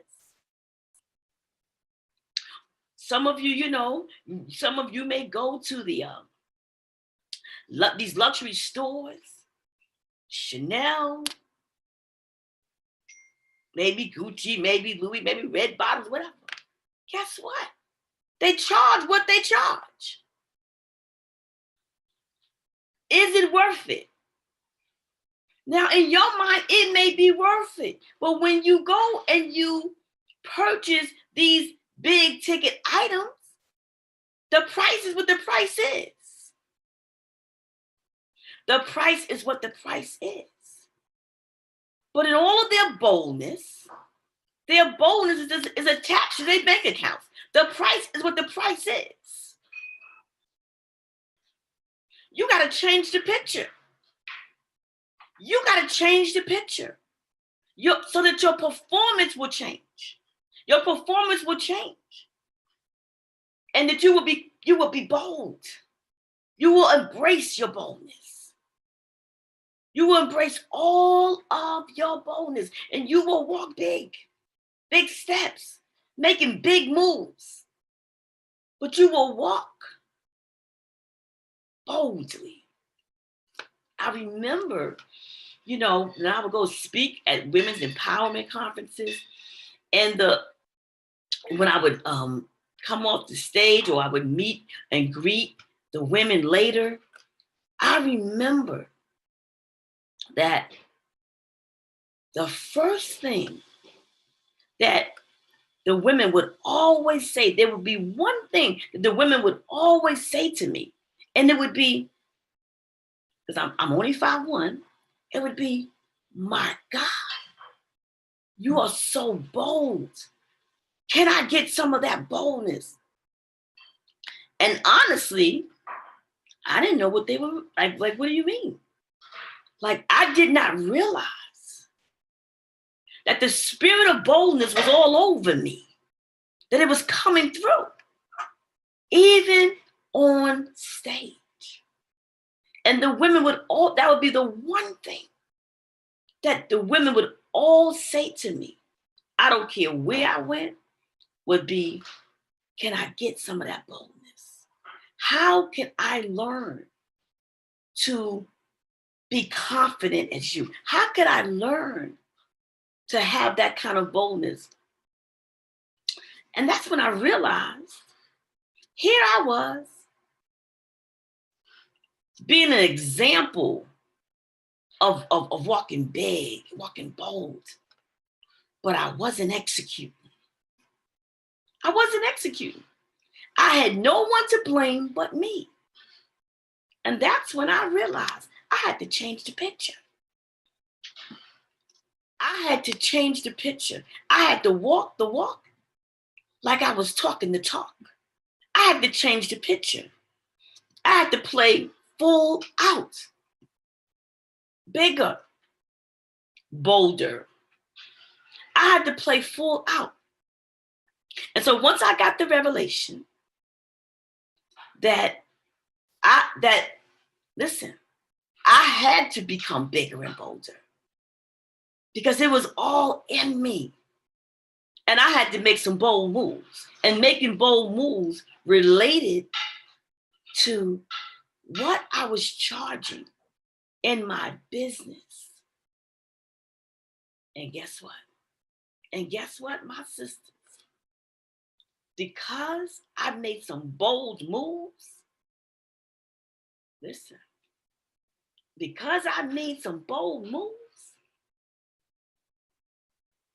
I had a bold bank account.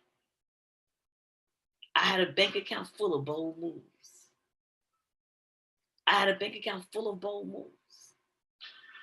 Now, some of you may be, I'll give you another example. Some of you may be like me. I call myself a CEO-preneur, or parallelpreneur, whichever title resonates with you. And what is that? That means that I work at a silent investor, AKA my job. Silent investor, that's my term. I coined that phrase. A silent investor, AKA my job. And I remember at the job that I was given additional responsibilities. And no one, my boss, my HR, no one was saying anything to me about additional pay. But I had taken on another department, which commanded more of my time, which commanded more of my brilliance. And guess what? But no one had said anything about additional pay. I had to bust a bold move. I had to bust a bold move. And I said, we need to have a conversation. I went to my COO. I said, we need to have a conversation. It's like, what, Donna, what's going on? This is what's going on. Okay. I had to make a bold move. There was a time that I wouldn't have said anything because I would have been waiting for someone to come to me. But when you are walking as a bigger, bolder you, no, you don't. When you are walking as a bigger, bolder you got to bust bold moves. And trust me, it's going to affect your bold bank account. I got a bank account full of bold moves. But that did not and could not have happened if I didn't make a decision that I would no longer play small. If I didn't make a decision that I would walk boldly. I would walk boldly. I would make bold moves and I would walk boldly. It's time. It's time for you. It's time for you to make a decision. To make a decision. That's what this conference is all about. And I'm so appreciative of Lady Brooks. I'm so appreciative of her inviting me this opportunity to be a part of this amazing, of the bigger, bolder you conference. Okay? Because it's time. We are living in a time, we got to stop playing small. We got to rise up. We got to rise up, stop playing small. Rise up and take your position and walk out with your bigger, bolder self. It's time. It's time to become a bigger, bolder you. It's time. What you waiting for? Make that decision now. Make a decision that you will no longer play small. Make a decision that you will walk boldly. Make a decision because it was a bold God who created you. It was a big God who created you. Who created you, who created me in his image. Listen, you want to hang out with me? You want to hang out with me? Feel free to reach me at the Unstoppable Black Woman Circle on Facebook, where we are embracing our B's unapologetically, and we surely are embracing the B in bold. It's a community of Black and brown sisters. We are coming together. Unstoppable Black Woman Circle. Thank you.